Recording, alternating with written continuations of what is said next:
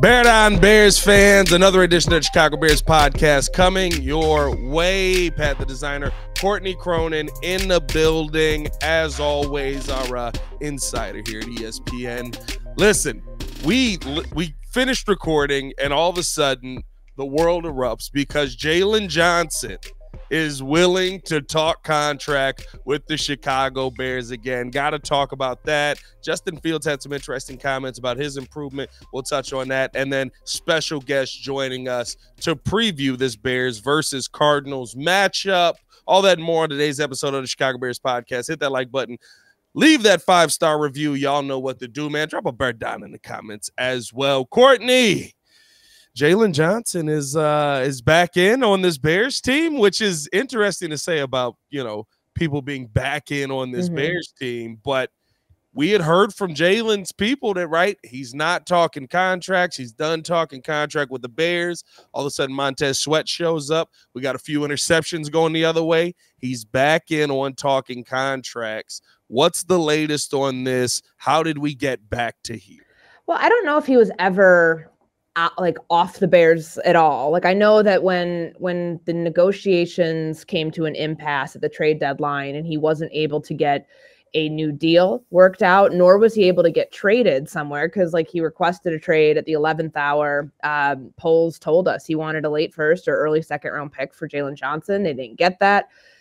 At that point, that was 7 weeks ago, negotiations were tabled for the time being. Now, as we get towards the end of the season and the offseason will kick into high gear in January, and the Bears, a lot of teams don't make contract decisions in terms of doling out extensions, trading for players, signing new players, really until we get closer to the new league year. Now, he will be a free agent in March, so I wouldn't anticipate, unless the Bears are going to come in with some big offer, that anything would happen until we get to that March time. But he was asked about this yesterday, starting with, what do you feel? How do you feel about your play? How would you describe the level in which you've played the last couple of months, to put yourself in better position when you get to the negotiating table? And he said, very good, kept it,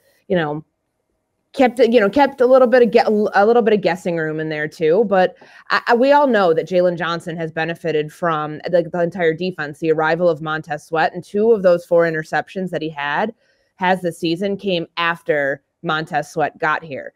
Jaylon Johnson has played his way into a bigger contract. It's just going to matter, do the Bears franchise tag him? Do they use a transition tag? They can only use one or the other. And if they do that, are they able to work out that long-term extension with Jaylon Johnson before the July 2024 deadline, or is he going to play on the tag for 1 year? I think, from him, of course, this came up because he was asked about it. It's not like he was, he's awesome. We love talking to him. Yeah, and that's just, for context sake, this is something that he was asked about. But, I did think it was interesting that he said, if the Bears came in with a great offer, he wants to stay here. He's never said anything to the contrary. He's always said that he wants to be a Chicago Bear first and foremost. But when the trade deadline came and nothing worked out in his favor, you have to, you'd be shooting yourself in the foot if you just said, no, I want to stay here, because you're going to take whatever their offer is on the table. He was doing, and he still is doing, right by himself by making sure that you listen to everything. But I do think that it was kind of eye-opening when he said, if the Bears came in with an offer that was to his liking, he wouldn't need to hear other qualifying offers. He said he'd be good. Those are his words. If he got the type of offer he wants from the Bears, because he likes what they're building here. He feels like he sees this thing going in the right direction. And defensively, there's a lot to be happy about. If you are a player in this defense, realizing Jaylon Johnson is going to be in year 5 of his NFL career, potentially with an extension on the table from the Bears. Then you have 2 other young corners that they are building around. The only question mark in the secondary right now is what they do with Eddie Jackson and potentially moving on from him. But you have a solidified group back there, a solidified group of linebackers, and they're going to continue to add to the pass rush because they have to in the offseason. And you think about how much salary cap space they have.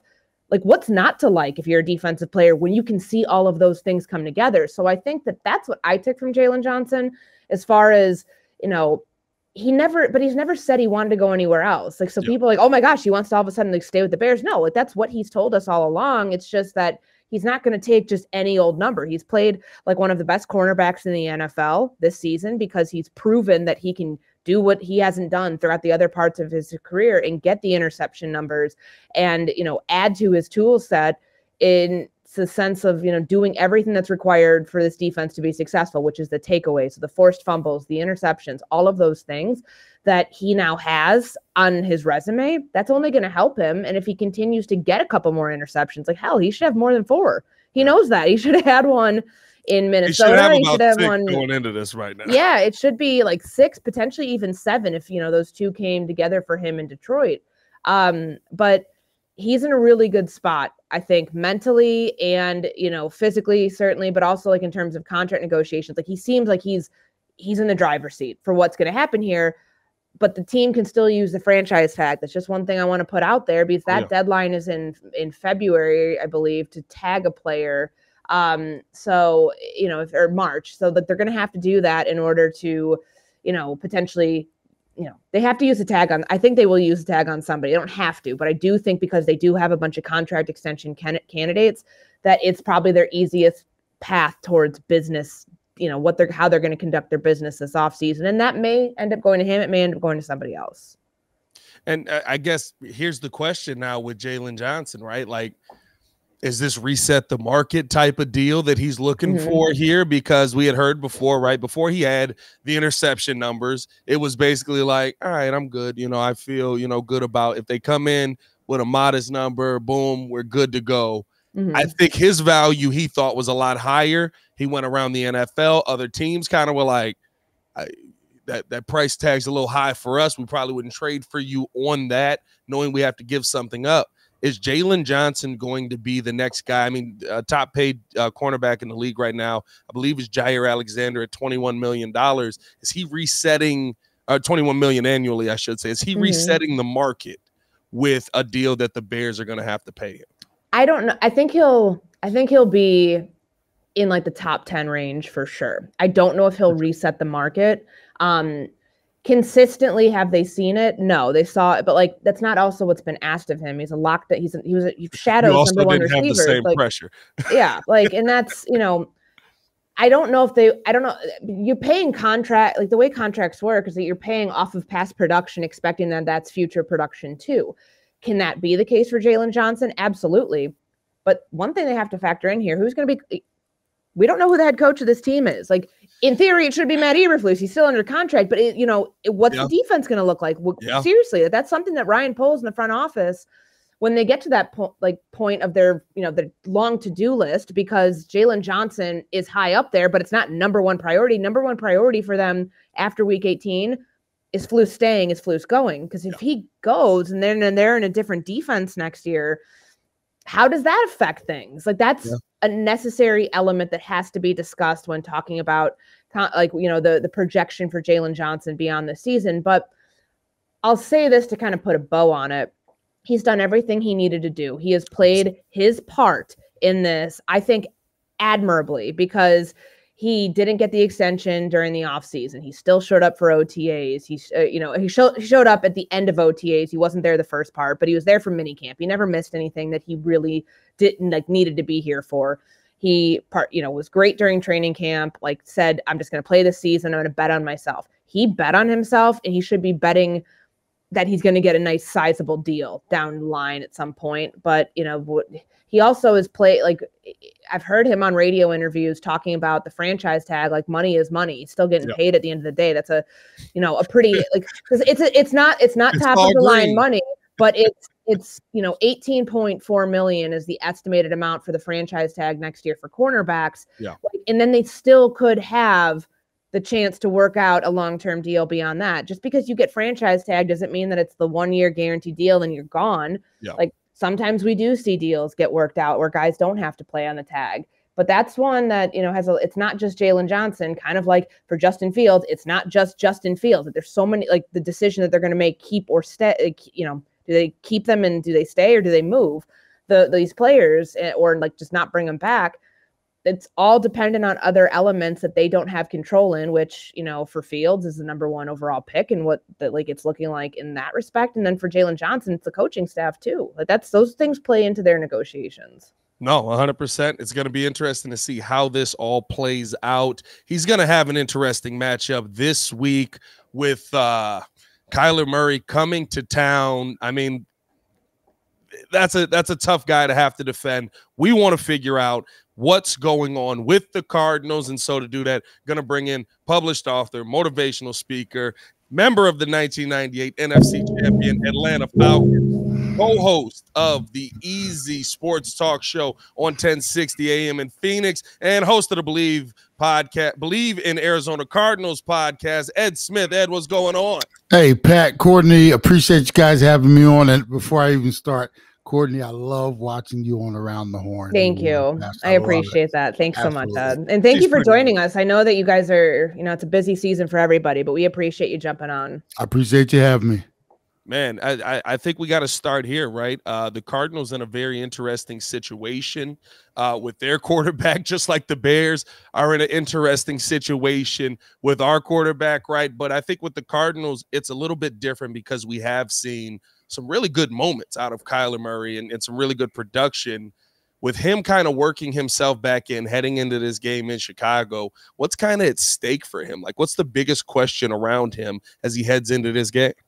Well, I think he's still auditioning, not just for the Cardinals, but for other teams out there, because anybody who tells you here or anywhere else that they know what the front office is thinking as far as Kyler Murray, they're lying to you. Right now, it's a big mystery. He's coming off the ACL. We've seen him come back to this team, but there's so many factors. There's the contract he signed. There's does he fit this offense? There's been the leadership questions about, he's got all the talent in the world, but is he a leader on the field, in the locker room? And this is something that, the front office, they're saying all the right things. What are they supposed to say? Kyler's done everything we've asked him to do, and he's our guy, and et cetera, et cetera, et cetera. We all know it's not going to, when it's going to hit the road, the rubber's going to hit the road after the season's done. They start getting phone calls. We get closer to the draft, I just, and I know Kyler feels that as well. He's trying to be on his best behavior, but he's also trying to, win over a front office and coaching staff that did not draft him. They did not give him that extension. Yeah. So there's so many factors. And, so far, so okay. I mean, there hasn't been anything great on the field, but we've seen that he's, back to somewhat of his old self. It's going to take a little bit of time, because anybody who's going through those knee injuries, it's not when you come back, it's that second, when you the next season when you're kind of hitting your stride again. So, and the other thing to factor in, he's working with zero talent here on this roster. They stripped it down to the bone, and he's got he's doing what he can with what he has.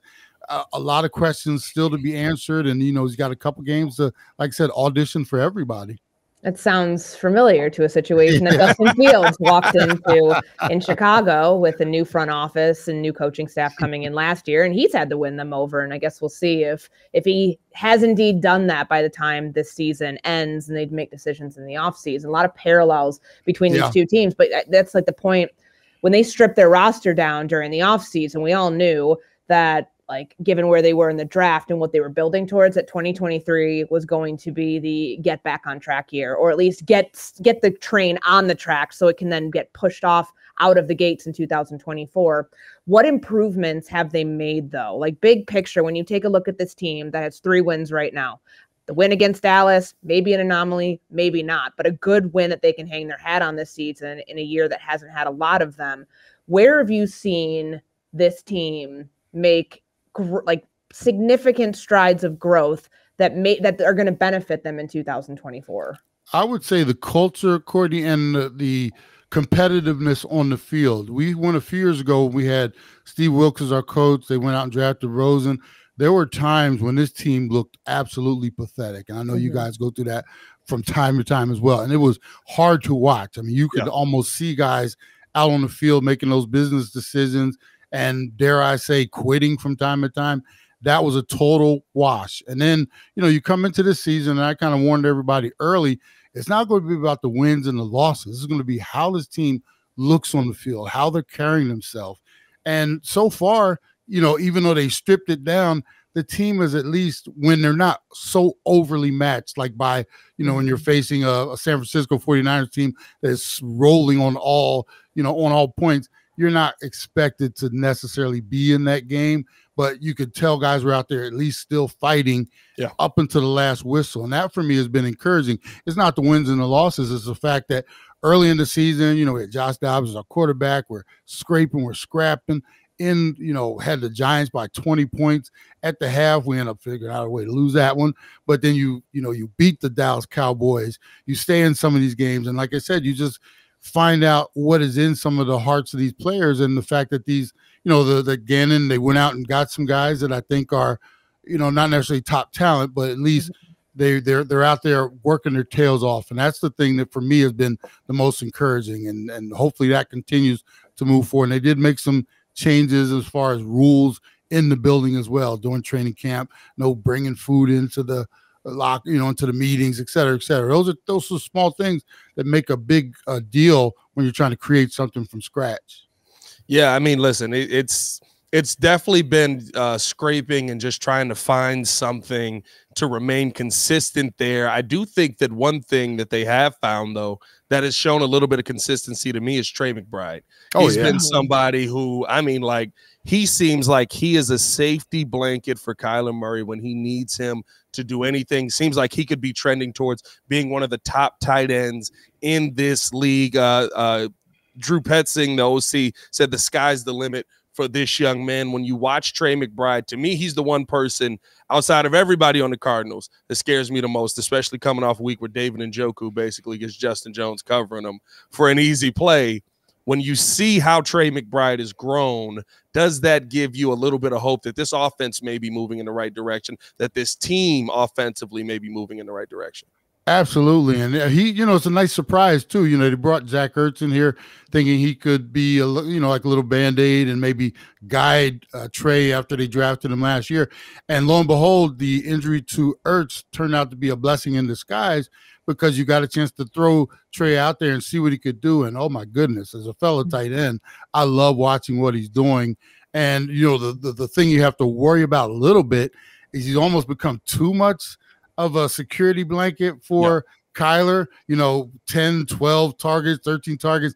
Our wide receivers are basically just standing out there collecting paychecks right now. So what we got to do, we got to incorporate others around Trey. But that comes with getting the talent as well. We're not really what you call uber talented out there on the outside, but what Trey has done has been just such a great surprise. And he put all the work in too. We had the, I guess, I don't know, the privilege or whatever to watch Hard Knocks last year, the in-season version, and it was a lot of dysfunction going on there. But to see him come through that and see what he's doing now and the potential, like I said, now you got to start stacking pieces around him. You got to shore up the offensive line. Get some, running back, and we got all kind of holes to fill. That tight end spot looks like it's being managed very well right now.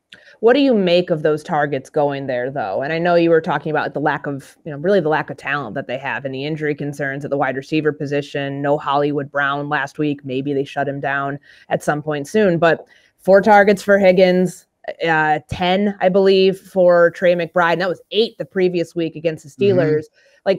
Is that more of an indictment on the wide receiver room that they have for Kyler Murray in Arizona? Because to me, this seems like it's pointing towards go get Marvin Harrison Jr. where you're drafting in 2024 to be able to give Kyler Murray or whoever's going to be the quarterback there more than just tight end targets that you can rely on a consistent basis. That's it in a nutshell, Courtney. I think, the lack of weapons on the outside, we have, Marquise Brown, a couple other guys, decent talent, but you nowhere near number ones out there.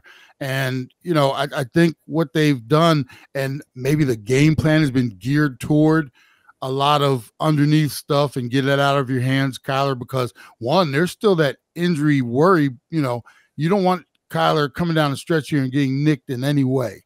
And a lot of you, if you watch, and you'll see it this weekend, a lot of our passing attack is dink dunk outside, get it out of his hands. He's not stepping back, and there's not a whole lot of 7-step drop, get it down the field. A lot of it is, middle of the field, over the ball, out to the sidelines, and that's great for a tight end. So a lot of it is design, and some of it might be worry about, hey, we don't need to be, stretching him out that much. But, like I said, for whatever the reason is, it's great that he's getting that experience now, because as we continue to build this team, he's already a piece that's already in place, and they just have to figure out a way to incorporate other things around him. Now, I got to ask you, right, because you're getting to see a very similar situation with the quarterback that we have here. And we were going to break down kind of Justin Fields' comments. He talked about how he feels like he's improved this season from last season, moving in the right direction. When you see him, kind of looking at him from afar on the national eye, and somebody who's played this game before, what do you see in Justin Fields? Do you feel like he's improving? Do you feel like he can be a successful long-term quarterback in the NFL? Oh God, it looks like he's improving, Pat, but it doesn't look like he's making those leaps and bounds. And in this stage of his career, 3-4 years in, you're thinking, I got to see a little more than what I'm seeing. And, and the other part of it is maybe he's just not in the right offense. Maybe they're not utilizing him to the best of his ability. And for the organization, you have to make a decision. Do we cater the offense around him and maybe give him a second chance, or do we go find somebody who might be a better fit for what we're trying to do here? Me personally, I think he would be dynamic in a couple other offenses around the league with some of the weapons they have. One that jumps into my head, and I was just over in Atlanta for a little celebration of our 25th anniversary of the Dirty Birds.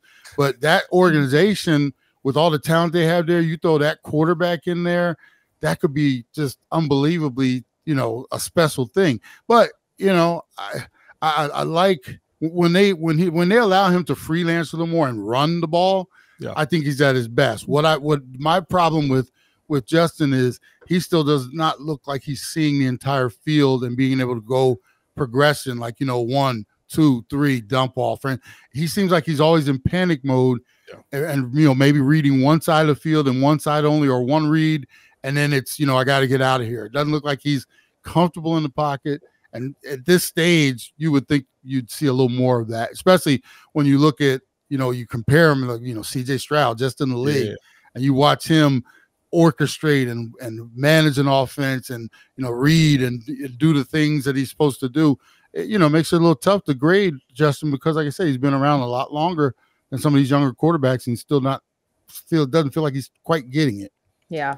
Hold on. Not Ed saying, I don't know if he's good enough, but I got this team that I used to play for that could really work out.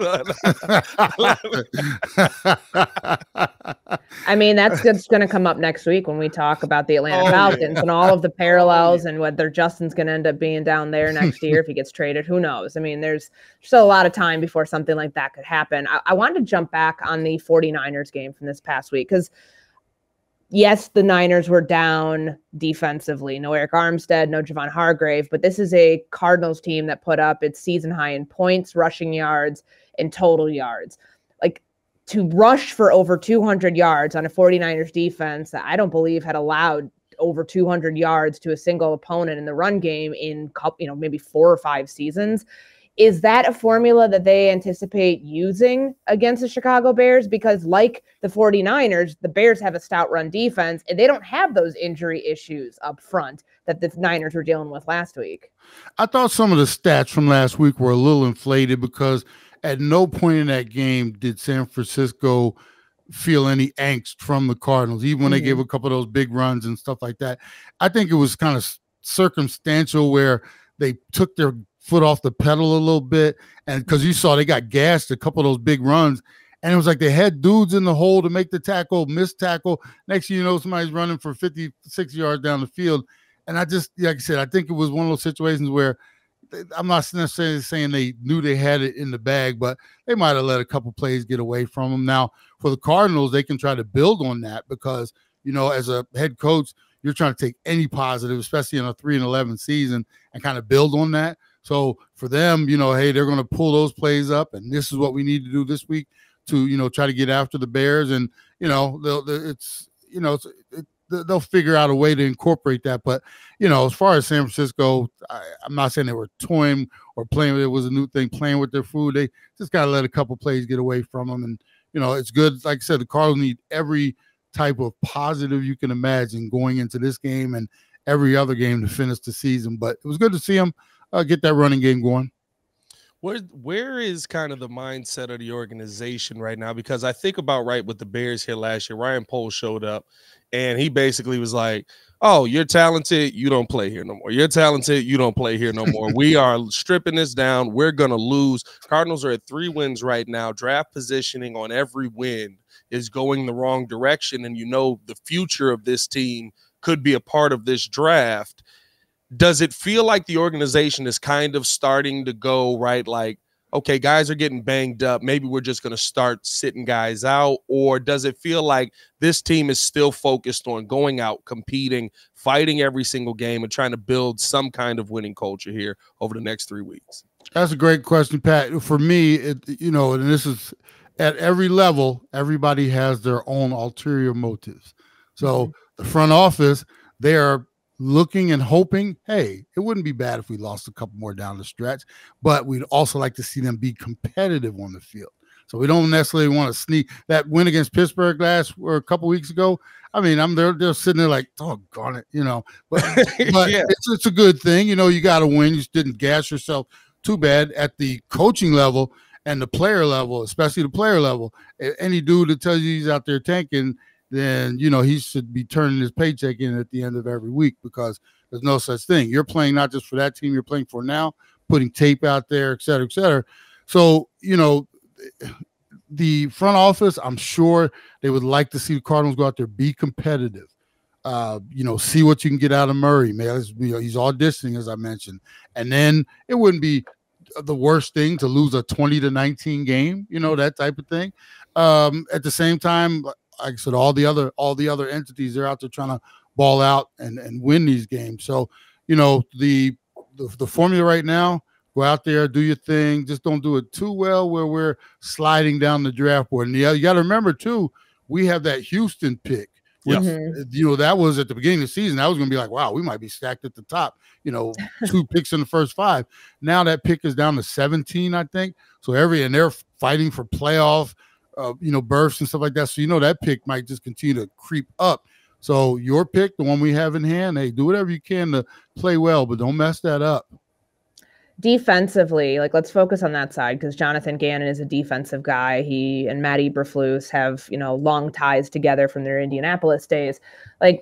I don't know what to think of this defense, because when we talk about, a team stripped of talent, that affects the other side of the ball as much as it does offensively. But there's still Budda Baker, but his season has been such a roller coaster too. Are there any who is a guarantee this person's going to be on the team next year, on the defensive side of the ball? The edge position seems like maybe the biggest takeaway, but you have a cornerback group that is depleted of talent and experience, along the defensive line that was supposed to be a bright spot. It's not. How do they go about their defensive priorities, knowing that they have a lot of spots to fill?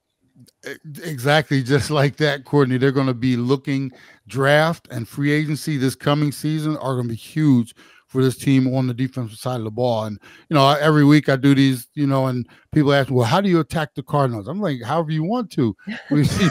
We don't have the horses up front to get after a quarterback. We don't have the guys in the secondary to cover in these elaborate offensive schemes. So, you're forced to either throw everything but the kitchen sink at the offense, trying to get extra guys up there, bringing Budda down into the pocket and stuff like that. And at the same time, you're exposing that just young and inexperienced and banged up secondary. So, it wasn't too long ago we had J.J. Watt, Chandler Jones. I mean, you can run down the list of guys that we had, and the plan was, hey, we're going to let some guys go. We're going to start this thing from scratch, and that's primarily what they've done. And you have to take your lumps when you do something like that. And now it does become very important to, immediately start building at these positions. As far as, Budda, he does everything he can. But, I always tell people, if your safety is the most important guy on your defense, that, and he's making all the tackles. There's two things going on. Either he's making a whole lot of tackles in the secondary, or you're running them up there to the line of scrimmage in the box, and neither one of those is good, but Buddha does what he can when he can with this team. They just don't have a lot. And, it's funny. You'd think one side of the ball would be more, like we got this one figured out. We just got to go. Now they got a whole lot of work to do on all sides, or both sides of the ball, special teams included. We just don't have a lot in the cabinet here in Arizona right now. Ed, when you look at what's coming up here this Sunday, I mean, 325 game, two teams that are both well below 500. I don't know who looked on the schedule and thought this was going to be a good idea for the national game, right? But when you look at this game, what's your expectation of what we're going to see Sunday? Oh, a lot of the same, Pat. This could be one of two things. It could be a really exciting game where both teams just come out, and I've been waiting for the Cardinals to do it. When you have nothing to lose, you should play like you have nothing to lose. We should have some gadgets to throw out there. We should be throwing the ball up the field, getting it, just making an exciting game. But from time to time, it looks very, bland and vanilla from our side. But, and then it could be one of those games where both teams are just fumbling and bumbling up the field. What I'm hoping for is Cardinals come to play, bring their A game, throw it, get the ball up the field, bring the running game, et cetera, et cetera. It's just, like I said, when you're 3-11, I think you guys are 5 and whatever. 5 and 9. 5 and 9. There's only so many ways you can pump this one up, So I'm just hoping for, my philosophy is I got multiple TV set, deal here in the house. So I'll be peeking at this one and watching a whole lot of other stuff, and maybe I'll be pleasantly surprised along the way. You're doing like me. I got the YouTube TV. I got the Bears on the big screen, but I got like my other TV over here with 5 other games going on. That multi-view is a beautiful thing, isn't it? Oh, it's so amazing. It's the greatest thing that's ever been invented. They just need to make it so I can pick the game. I always got that one game in the corner. Exactly. Like, why am I watching like the Raiders? Well, I can't say the Raiders no more. They've been competitive the last few games. Yeah. Ed, appreciate you jumping on the show with us, man. Appreciate you working with us. Let the people know what you have coming up and where they can find you at. Hey, my pleasure, man, and happy holidays to you guys and all your listeners. I do the Easy Sports Talk show every Saturday from 1 to 3, and we actually went national not too long ago, so we're across the board. Go to sportsmap.com. That's our major affiliate. We're in 35 states, 98 affiliates across the country. We do the podcast, the Believe in the Cardinals podcast. You can go to wherever you catch your podcast, or go to BleaV.com. You can catch us there. And we also do the Easy Sports Talk show podcast throughout the week. You can go to our Facebook page, because we simulcast everything on Easy Sports Talk show as well. So you guys do a great job, man. And once again, I'll be checking you out every time you're on there, Courtney. I love what you do on Around the Horn. Thanks and so great to meet you, Pat. Absolutely amazing to have you on. Great to meet you as well. For Ed and Courtney Cronin, I'm Pat the Designer. Y'all stay safe out there, Chicago. Let's see if this Bears team can go out here and beat the Cardinals. And it's probably hoping for the other direction, but I need some wins in my life. I hate sitting here talking about losses, man. It's sad. Y'all stay safe out there, Chicago. Bear down. One love. Peace.